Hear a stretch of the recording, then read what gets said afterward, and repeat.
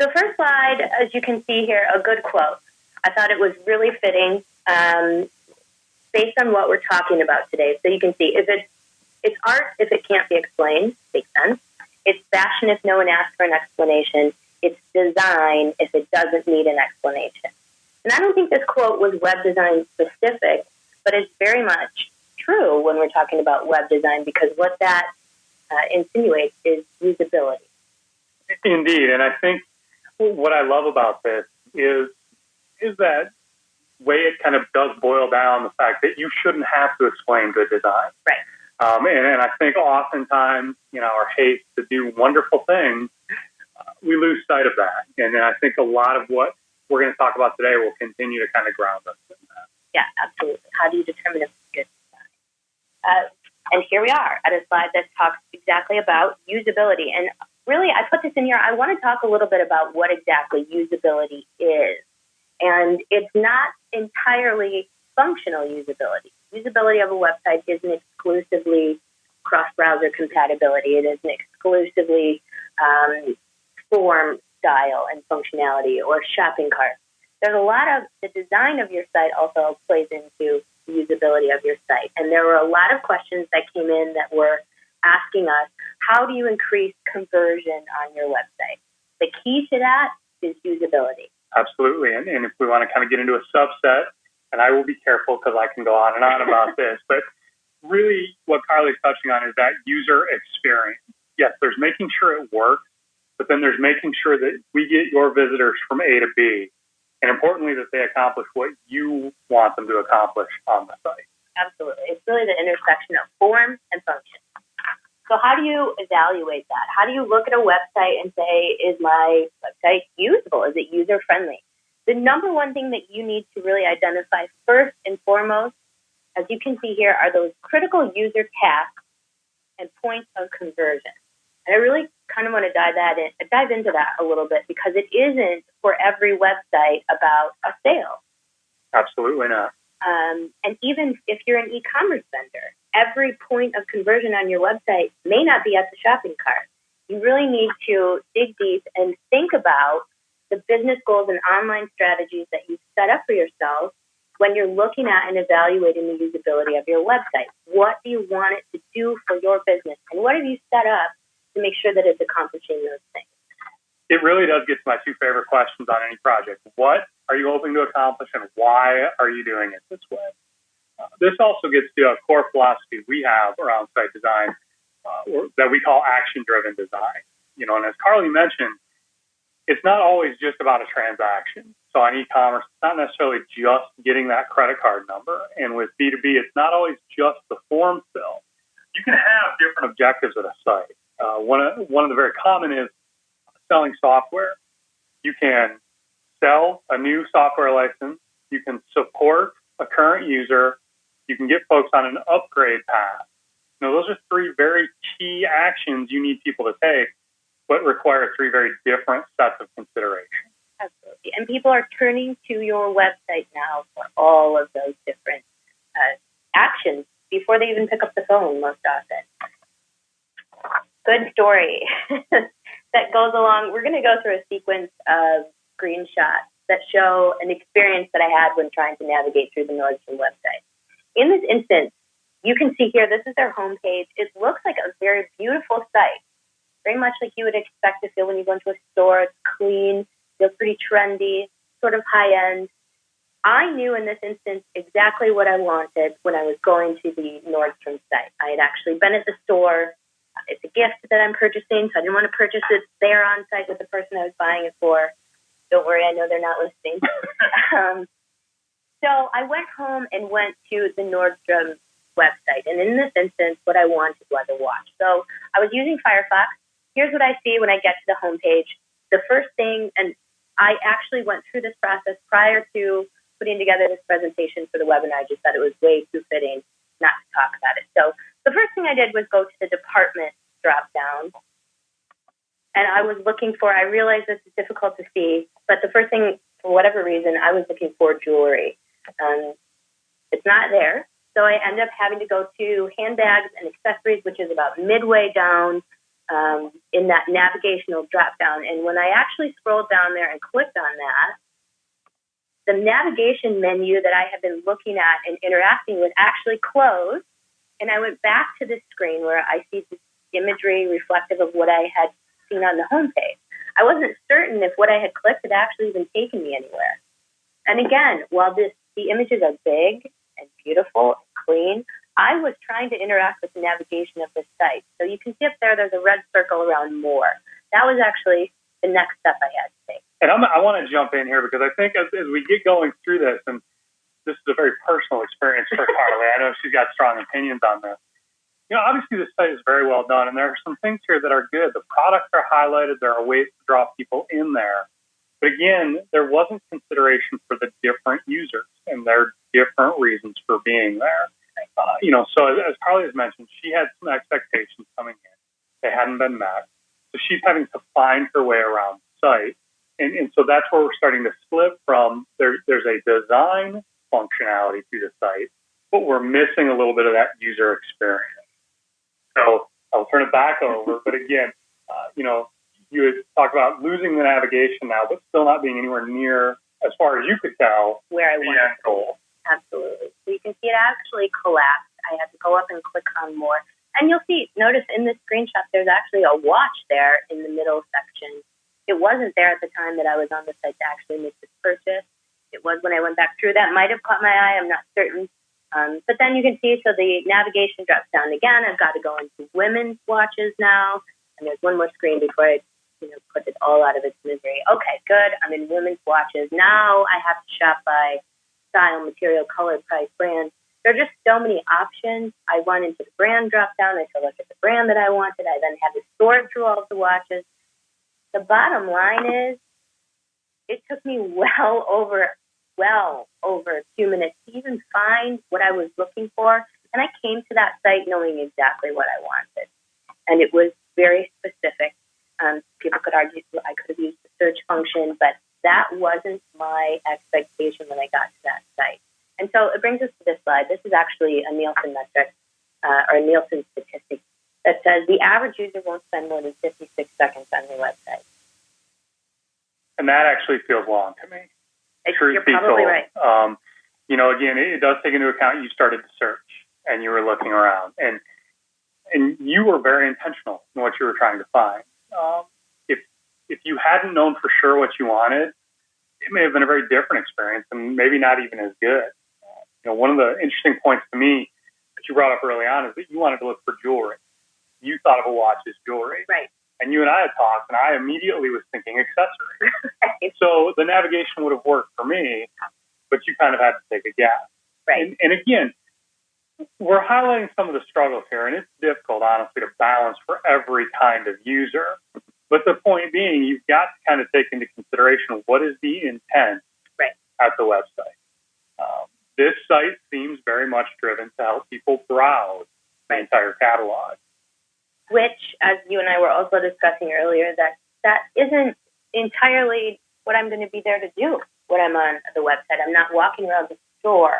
I'm not going to the website necessarily in that instance to get to the store. But the bottom line of it all is that was an instance of a big brand, a beautiful website at the onset. If you look at it, it's very appealing visually. But it's lacking a little bit of balance. We're going to get into that in a minute and why that's important. And you introduced earlier the concept of action-oriented design, which is what I really wanted to start talking about, which takes us to this next slide here. People ignore design and ignores people. Prime example of what we just went through. And the action paths that you have set up on your site really need to accommodate the intent of the visitor. I think it's especially critical, too, for brick and mortars. Understand people are shopping in different ways when they're walking the aisles of the store versus when they're at the website. It's just a different behavior. I think if everybody were to stop and think about the purchasing they do online, when you're ready to buy, as Carly, you were in this case, you knew the product you wanted, you had a chance to see it in the store. We, in our location, don't have a Nordstrom's we can jump into conveniently on the weekend, so you're ready to buy. So again, for those of you that are online only, there's some different ways you're going to shade this. Those of you that have brick and mortar at a location, keep in mind how people know your store and what it is that drives them to the site to purchase as opposed to coming. Absolutely. Intention. There's going to be more than one, no matter what your site serves. So let's talk a little bit about some of the tangible things that people can look at to tell, is my site usable? I broke this out into e-commerce and general commerce because obviously they serve very different purposes, and wanted to go through this so people know what to start looking at. Do I have a usability issue? Where do I look? One of the first things is going back to one of the very first slides, the conversion rate. What were those points of conversion? What points of conversion support your business goal? Is it a newsletter subscription? Is it a loyalty program? Is it a purchase? There are numerous things for an e-commerce site that will qualify as a point of conversion. Some tertiary, some secondary. But look at that and take a look at the conversion rate there. Are users and visitors being successful? And don't overcomplicate it. It's simple math. How many folks are you getting to the site and how many are getting to your goal? It's really easy to figure. And again, you're going to be balancing different things depending on the different goals. But if you feel like it's too low, it is. Yep. And you start to take steps to correct it. Another one, the second point on ease of navigation, we've got here highlighted time on site. That's really the best way to tell whether or not folks can find what they're looking for. If you're seeing long times on site but a very low conversion rate, you're hiding your transactional point. Obviously, probably very unintentionally, but you're sending people on a scavenger hunt.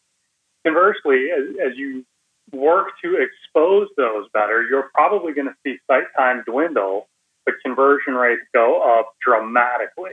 Right. And along that same vein, the shopping cart. When they get to the shopping cart, are they actually checking out? Or do they abandon the shopping cart? Abandonment's been a huge issue in e-commerce for years, and it's been one of the main pushes in technology to shorten that cart cycle. And expectations have changed as far as that. It's really evolved. Another good thing to look at if you're an e-commerce site is repeat business. Now, again, that's going to depend on what exactly you're selling. If it's a one-time transaction type of product, nothing comes to mind for me right now. But look at repeat business. That's going to give you an idea of whether or not your site was easy to use, whether or not it met their expectations, whether or not it was worth them coming back to make that purchase again. It's important, and not a lot of people are talking about that as it relates to web design. The other thing also is opt-in subscription and response rates to those subscriptions. That's big, and that talks about one of our real core beliefs is the integration. It's one thing that you're going to get email addresses from folks, and then you're going to try to reach back out to them. But are you keeping sort of the big picture in mind? When you do your email blast, do you take the time to look and see, okay, we sent it to 5,000. It made it to 3,500 inboxes, but it was only opened by 200 people. Right. Those are things, and again, that's a little bit bigger picture than necessarily usability, but you can see how it all kind of plays in. Right. If you're not engaging them on the website, they then have no incentive to take a look at what you're sending them down the road as the follow-up. And I won't backtrack too far, but along that same line, if you're an e-commerce operation, that's your face, is your website, and that's going to affect all of those interactions. So you're going to see a decline in the performance of probably all of your channels if your website isn't usable and meeting user expectations. Yep. A couple of other things here quickly. Average item count per order. Again, it depends on your organizational structure. Is it a luxury good? Are they buying one? Or is it something where quantity matters? Pages that lead to conversion. Something that you introduced, action-oriented or action-driven design. We lose sight of the fact that not everybody's going to come into our homepage. Right. And then that's a big thing to keep in mind, especially if you're particularly active and have successful online marketing campaigns going on. You've got dozens, if not hundreds of doors open out there online, and people can potentially come in anywhere. Make sure you're paying attention to what those landing pages are, and find the ones where you get the highest bounce rate, or at least those that don't lead to conversion. Even if they get through that first page, something's broken, and those are typically very easy to fix. Absolutely. last thing here, cross-browser compatibility, obviously important. We've got a quick slide showing as of March. I know we're into April. This is global, so worldwide browser usage stats. You can see Internet Explorer picks up the lion's share at almost 50%, Firefox at around 30%, and Chrome, of course, creeping its way up, close to 18%. And again, I just wanted to tie this back into the experience with Nordstrom. And I decided to take a look at their site. I said I was viewing it originally in Firefox, and I decided to take a look at it in Internet Explorer, being that it's got the lion's share of the browser market. And you can see here, it looks completely different.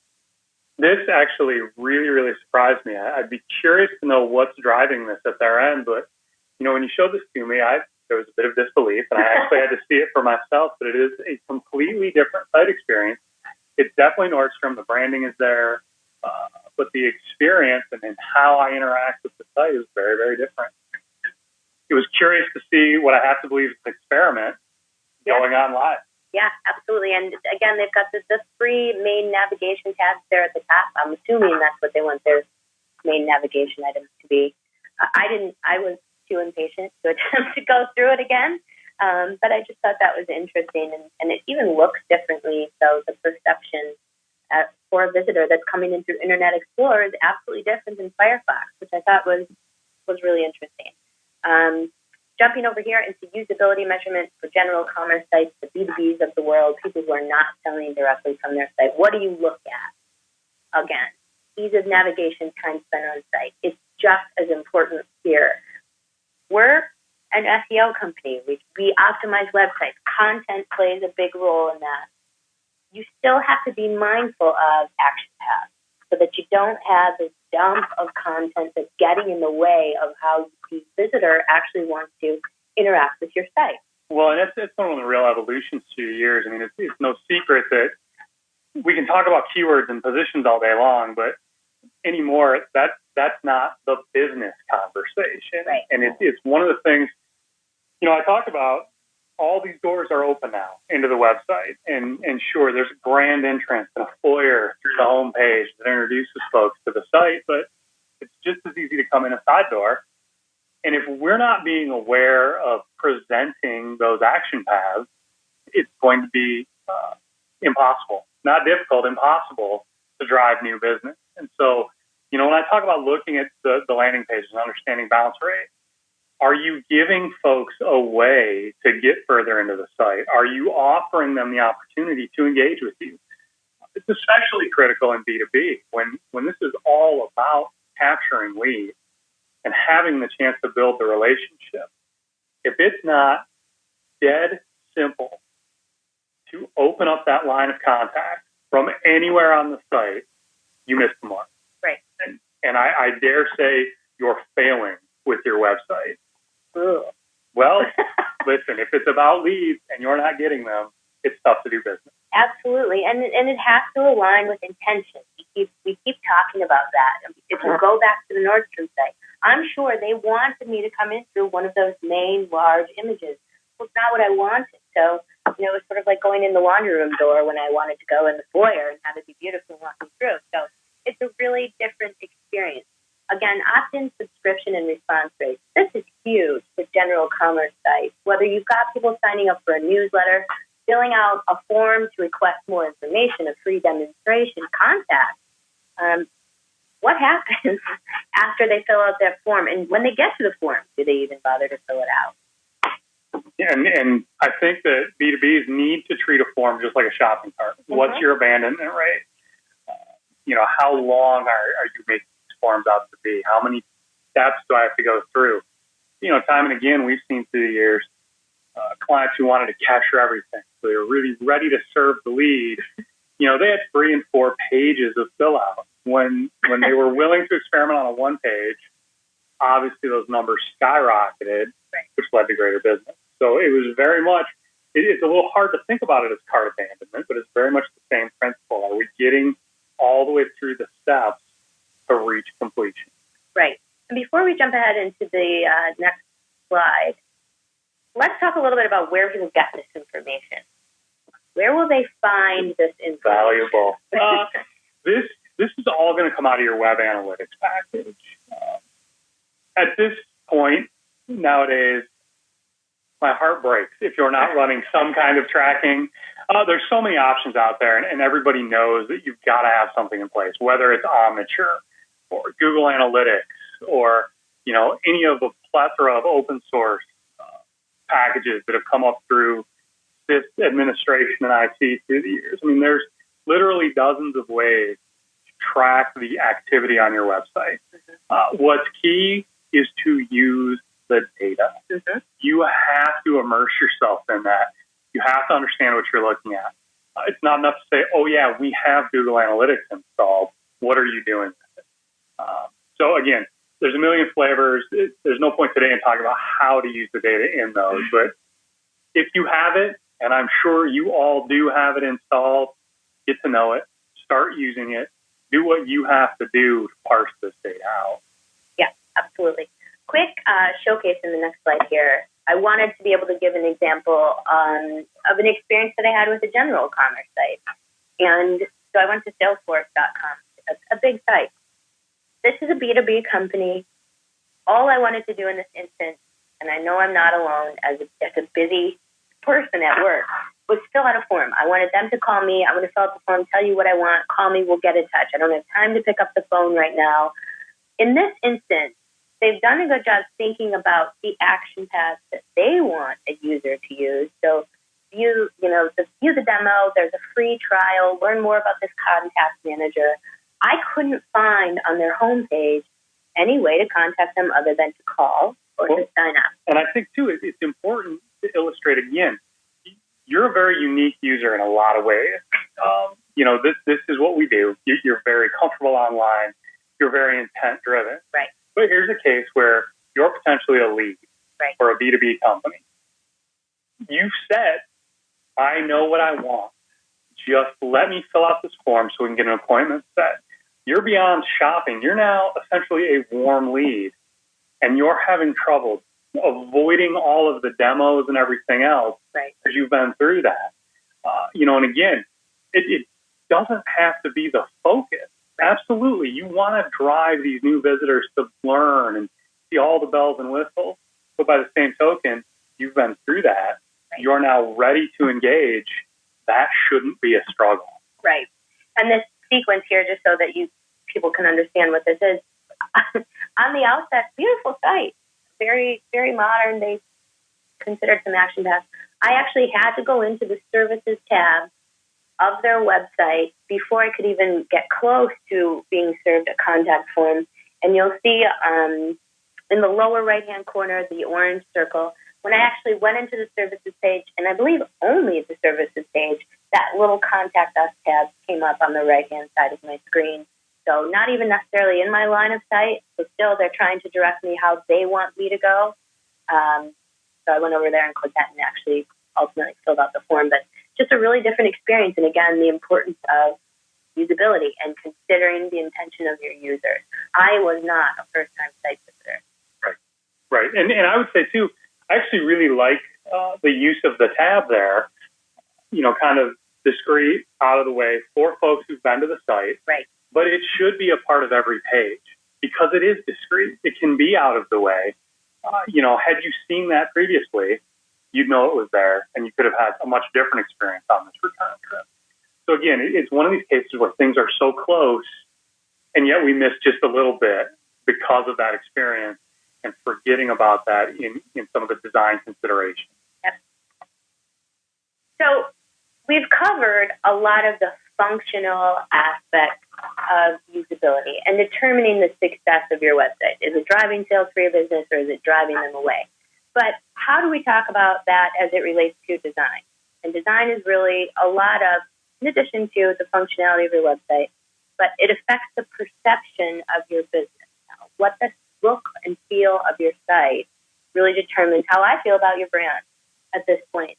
And so it's important. And I want to actually bring up, I don't think we've talked about this yet. I was at High Point Market last week talking with a lot of, in this case, if you're not familiar, High Point is a very large furniture, home furnishings industry trade show. In fact, I think it's the largest and the oldest event that they have. beautiful showroom spanning 180 buildings, a huge show.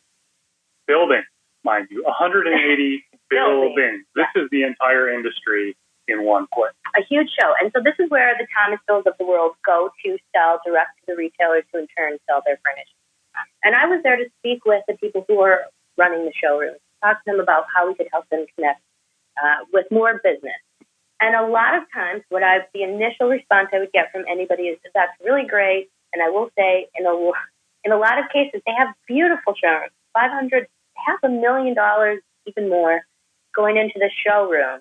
It's open for a week out of the year, but their website, it does nothing to portray that same image. So I was talking to people about this, and the number one response I got was, we don't sell from our website. Why not? A, why not? But B, for me, it was a matter of, you're investing $2, $3, $4, $5 million. Maybe you are at 4 different market weeks throughout the course of the year. Your sales hinge on that event. I can guarantee you, I was at the market. Again, it spanned 180 buildings. If I were there to buy things, my day needs to be mapped out precisely. I have no room to walk around and meander these showrooms, and I can guarantee you I was looking online to figure out who I wanted to go and potentially purchase products from before I got to that show. Having that conversation with a lot of these vendors, and I spoke with, some of them were marketing people, some of them were sales people. Oftentimes it was actually the president of the organization. It was like a light bulb. And again, like you said, we are immersed in this. This is what we do. But you don't have to be selling products on your website in order for the design of your website and the functionality to be critical for your business. Especially when you look at events like that, where they do build their whole year around these tiny little pockets in the year. If you're not driving interest, right? If Carly, if you don't get down there and know you need to go to the Smith's showroom, right, because you need to order all these couches, so you're the one that has them back home. That's so much business lost, right, for that designer and that manufacturer. Whereas if you'd have been impressed at the website and said, I have to, yes, I will forego everybody else there on that street so that I get that. Not only is it driving your bottom line, but again, you start to separate from the competition, making all of the other things easier: repeat business, word of mouth, et cetera, et cetera, et cetera. So, and again, I just thought it was fitting for this point. The look of those websites, I'm really sorry, in most cases, they were awful. Those showrooms, amazing, beautiful, I understand it. There's definitely not a cohesive brand experience going on in business being lost, but perception, the design, how do we talk about what color does, what font does, what white space, and things like that. We actually, quick disclaimer, I believe it was last summer sometime when we wrapped up the research for a giant white paper that we've done. We've actually talked about it on many occasions. We've done a couple of webinars dedicated just to this topic. The paper itself is called Revolutionizing Website Design, the New Rules of Usability. We'll tell you how to get it in just a minute. This is a graph that first summarizes some of that data. In that paper, we took a look at 4 different industries: B2B, e-commerce, higher education, travel. And travel. Thank you, Tim. So here's a graph. We're talking about e-commerce. What are the consumer expectations of an e-commerce site? What factors of the design of that site influence their purchasing decisions? And you can see right here, the second most important factor is looks, credible and trustworthy. Do I believe this is an operation slightly above a basement and a card table? And that's the thing, especially when we're asking folks to transact commercially, right, to share their credit card details, and complete a purchase with you online. If you're not coming across as one of these leading brands, or at least portraying that image, every single day that goes by, it gets harder and harder for you to complete the sale. And I don't want to interrupt you, but to go back to the High Point example, they may not be selling to retailers from their website right now. They might in the future. And so this isn't about slapping a VeriSign tag at the bottom of a junky site. That's not enough? No, Oh. It's not enough. The brand experience really needs to be cohesive, and you really need to establish this look and feeling of credibility for your brand. I'm done on my rant. Do you think we feel passionately about this subject at all around here? I think my temperature is rising in this room.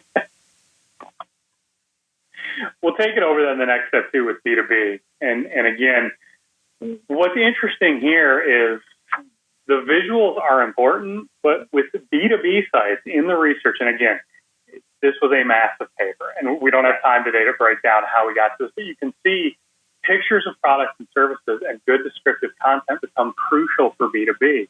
The first question we asked when we saw the results of this was why?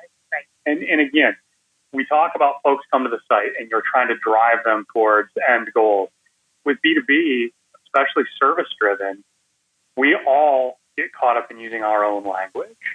And so if you can't find a way to distill what you're doing to some kind of a visual, in all likelihood, you're going to confuse folks. And nobody likes to reach out when they feel already kind of a step below, if they don't feel like they can be equal in that conversation.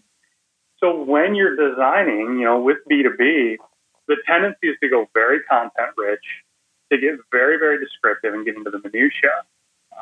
That inadvertently will lead you into a lot of very specific industry speak and jargon.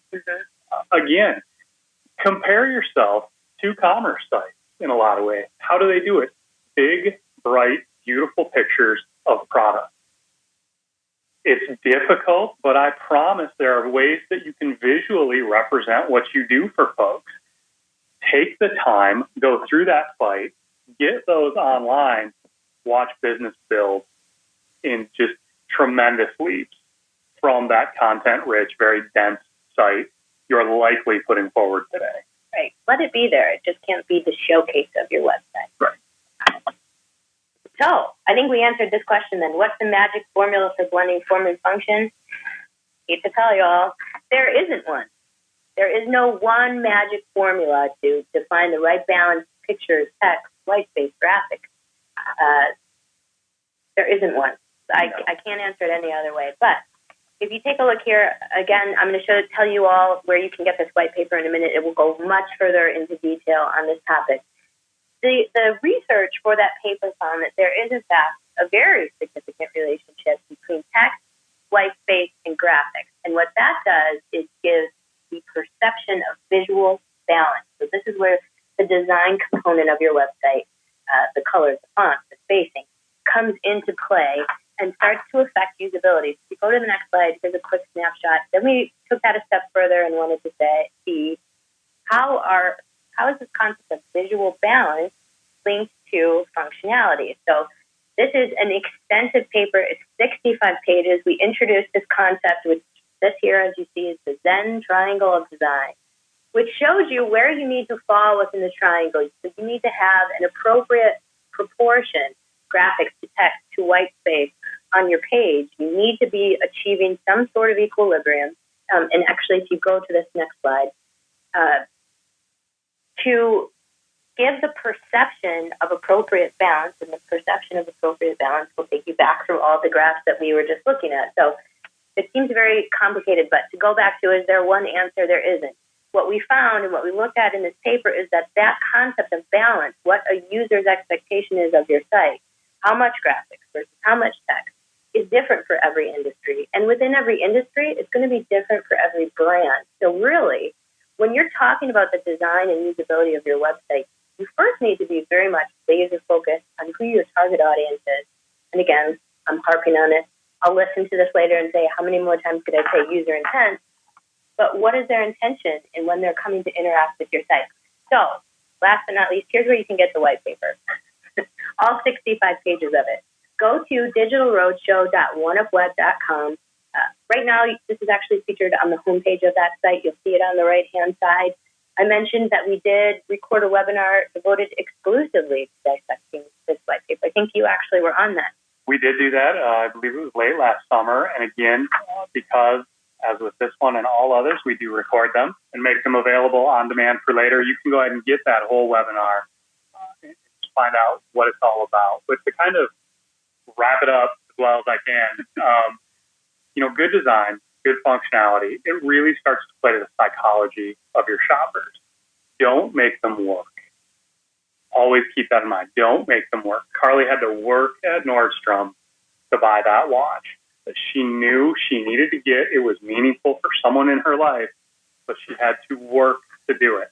A balanced site that sort of falls into that target zone on the triangle, sure, folks are clicking, they're having to take steps, but it never feels like they're working to do business with you.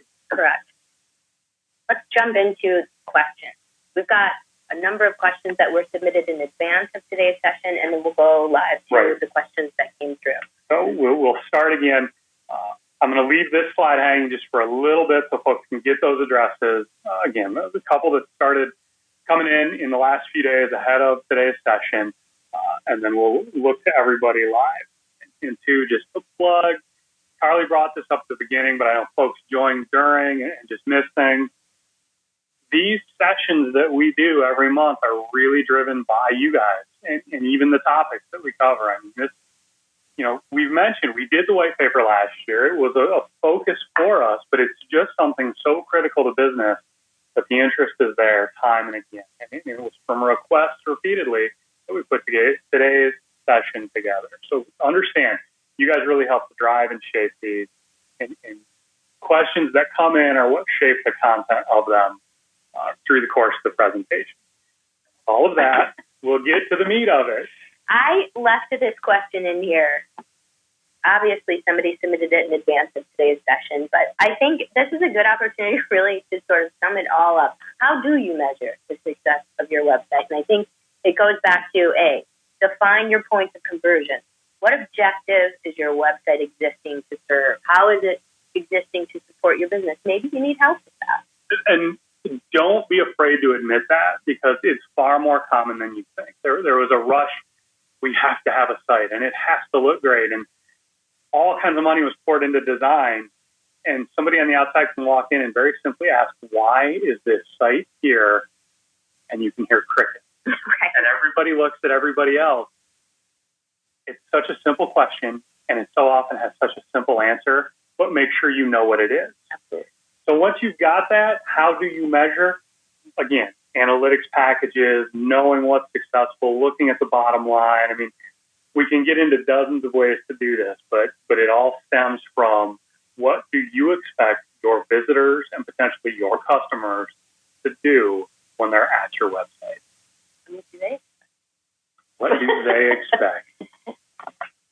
Next question. I thought this was a really good one. If there are any publishing companies or sites that sell ad space on the line, how do you design for balance between ad revenue and the user experience? Critical question, and one that we know gets kicked around all the time. And this is, one of the things that we know is a reality is every website is a challenge between different quote-unquote tribes in the company. I mean, marketing has one intent. Sales has an intent that should align with marketing. Engineering and designers have another. So we know this is a very real issue to kind of balance all of these concerns. When we look at this challenge, user experience versus ad revenue, Carly, I know you feel very strongly this way, as do I, and we'll stand on soapboxes, pound on tables, but design first and foremost for the user.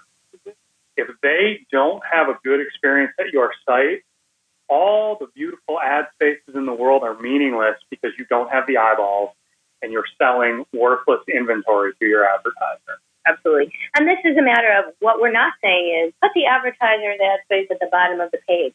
I purchase ad space. Don't do that. I'm not going to buy it. But the first thing I'm asking before I'm asking where the ad space is or what the opportunity is who visits your site?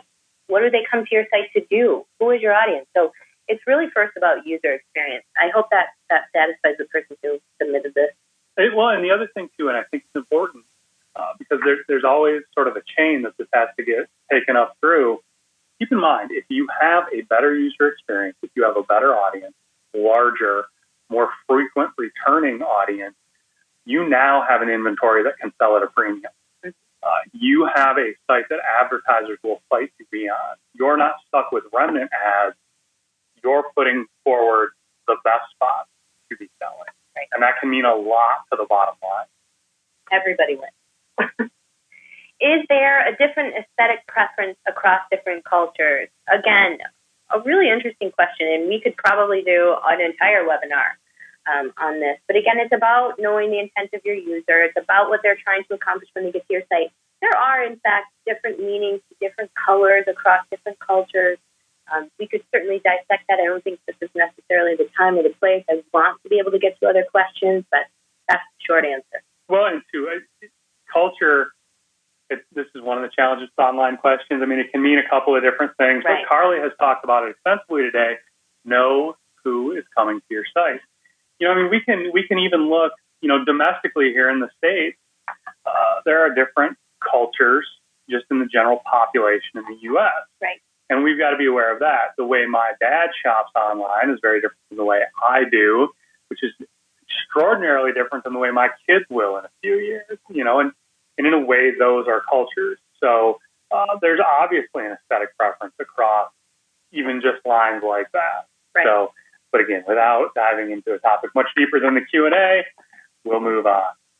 Ken, perfect question for you. You already touched on it. I knew I was going to get this one, but how do we make technical information and data user-friendly? Reduce the text. I know, especially folks in particularly complex industries, the engineers out there, there's a comforting feeling to know you can get to all the information, but for the folks purchasing, it's a lot to wade through. There's all these factors that come to play, and again, it's all connected and it's all integrated, but we know we have a short time to capture people. We've got to get them through the website, make it easy to either create a new lead or get them to order.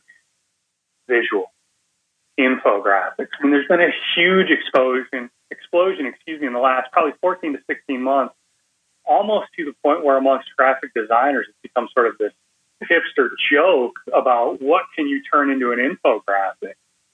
But the reason they've become a cliche is they work. It's so much easier, especially looking at a screen, to digest these visuals than to try to wade through the text. Mm-hmm. One of the things that I'm always after the folks in our building about, and this is a pet term, and I know it's a little obnoxious, but have you made the page optically impenetrable? It's a real challenge. If the text is so dense, I don't feel like I can get into it, I won't read it, and I miss out. So visuals. Make friends with the creatives. Get to know your designers. Work with them, and make the picture tell the story for you.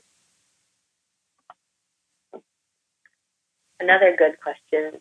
And also could be right. Also could be a webinar on its own. Tim, I'm going to throw it to you because I know you have a more concise answer. The use of Flash in and of itself is neither good or bad for usability. How it's used, where it's deployed is critical. We caution very strongly against Flash being the all-encompassing shell of your website. I'm pleased to have seen through the years an evolution away from Flash. It became sort of the end-all, be-all for a couple of years. It absolutely serves a purpose. When I jump back to the idea of visuals and infographics, very often an animation can be critical to helping folks understand very complex services, ideas, concepts. So there it's great to use Flash as a part of a page. Mm-hmm. The caution now with Flash is very well publicized. I'm not bringing up anything new, but is the challenges Flash can present to mobile and to folks on smartphones. Some platforms support it, some don't. Sometimes there are rumors that everybody's going to come together. Again, I would say judicious use of Flash. Again, my two favorites, what and why. If you can answer those and Flash fits the bill, use it. But don't assume it's an A or a B on a usability standpoint. I think the other thing I actually have something to say on this one. Before you progress is going back to what we were talking about. And people ignore design that ignores people. If you're using Flash because it's cool, because it's such a cool factor to something, but it doesn't make it more user-friendly, if it doesn't make it easier for me as the visitor to your site to accomplish what I'm there to accomplish, have to follow a flying bird to your contact form, it's not going to do you any good either. So in addition to the fact that it may not render appropriately, it's got its optimization challenges, Well, even if I can just jump in, and I don't mean to interrupt, but it just jogged my memory. More and more, social is becoming not important, but critical to online marketing. A site done completely in Flash with this catalog in Flash, I cannot share a link to that specific product amongst my friends, either through a social network or email or anything else. You will struggle mightily to get things like Facebook likes or retweets on that catalog. So make sure if you're using Flash, it does exist on a page, right? So that I can go to work for you free of charge and evangelize your product or service amongst my network. That's an excellent point. People aren't talking about that or thinking about that, so you heard that one here first. What are user expectations when it comes to shopping carts and the checkout process? Make it simple, make it fast, make it secure. This one's easy. Look at the big retailers. Look to Amazon. They've been pioneering this. And whether or not you have personal feelings about Amazon, they've sort of defined that. So if you want to know what users expect, go buy something at Amazon and take from that what you can to apply to your own site and what you need to collect from a customer. Again, they're sort of the Kleenex of e-commerce. You know, they've become very much the standard. They're less and less a brand and more a way to do things. Right. Stop considering the checkout process as your last-ditch effort to upsell or add things on to and make people go through screen after screen. User expectations are that that's not happening anymore. And if that's something that you're still doing, it's not integrated throughout your site, you probably are losing some business because of that. How do you overcome management resistance to change? Again, a really good question. Ironically enough, Tim and I did a webinar on this very topic. I think it was in November. So we can talk about it a little bit. I'm not trying to defer, but you can actually listen to that entire presentation, see all of our slides. We talked about how to self-search, social, and design, I believe, internally. Great content there. So digitalroadshow.oneupweb.com in the previously recorded section to see that. But the bottom line for management is numbers. They're going to leave it to you as their marketing teams and their design teams to wade through everything. It's up to you to prove to them that they're losing business under the current state of affairs. Right. And that making change, real change, that leads to a 1.5% change in that transactional conversion rate means significant impact on the bottom line. You can put together all the graphs, pictures, and everything else you want, but if you can't prove the business case, don't make the case. Right. And we also went through today and talked about tangible things you can measure and go back and say, this percentage isn't quite where it should be. This is affecting the bottom line. That way you're not going in and talking just about color theory or typography. You've got something really to ground that argument. All right, and I know with the questions we had fed to us, we are close on time, but we do want to grab a couple of the live questions that have come in. So we're going to pull that up now. Give us just a minute to kind of sort things out. Okay. All right. Again, just a quick reminder, everything is going to be available probably middle of next week, recorded. You got to give us a little time to kind of clean things up, but by all means, go to our properties. You'll be able to pick this up again online. The first question here is, what is considered a long time on site? A couple of different things. I mean, you've got to weigh, are you commerce or are you B2B lead gen? A long time on site, honestly, if you're breaking the 4 to 5 minute mark, you've probably got folks on the site for a long time. With commerce, you probably want to be around the 2 minute mark as long as you're getting conversions. You're going to have those outliers that are 5, 6, 7 minutes, but they're probably going to have a multi-item cart at the end of it all. But, if you're 4, 5, 6 minutes and very low conversion rate, you've got a lot of problems. Mm-hmm. This I thought was an interesting question that just came in. We offer a theoretical product, training, not a tangible one. What kind of imagery do we use? Is it videos? Is it podcasts? to answer this question quickly, really what you have to consider is think about what your sales team encounters when they're talking to people and they're trying to sell this theoretical product. What are people's questions about the product? What's the holdup in purchasing the product? So that will sort of help you formulate where you're sort of having a breakdown in either understanding or user expectation. And that will help you really guide the content, the imagery, the videos, the podcast. It isn't just about putting up a picture of your trainer for the sake of putting up a picture of your trainer. It really has to, we've harped a lot on serving users' intent. That's going to help you dictate what that imagery needs to be. Listen, tap in, whether you do it through social media or otherwise, to what your users want and need from you to help move them through the sales funnel or your website. The other thing that I like about this question is it raises an idea of being willing to create more steps. And it's a little counterintuitive, but at times it actually is a better path. So in this case, we're selling training. Oftentimes anymore, that's online courses. So what kind of a graphic can we put up that says, here's the business benefits doing it online. You don't have to travel. You're not out of the office. And here's maybe a sample of one of our trainers conducting one of these, whether it's video or podcast. So you give folks a flavor of what that content's going to be. They can get to know the personality of that online trainer, again, to set you apart. And in that case, it's a great idea to say, here's how we're different. Now experience how we're different. Get that feeling, that very emotional human response, and then get them to either buy the course or reach out to your sales team for more information. I think we have time, unfortunately, for about one more question. I think so. Could we even answer that in the time we have here? What makes a great landing page at the end of the funnel? A pot of gold at the end of the rainbow. Yeah, I mean, really, it is tough, and we don't want to kind of be smart about this and flip, but it's a site that converts. So if you're B2B, what's the absolute bare minimum you need to have a legitimate warm lead that you can turn over to sales? Is it obvious?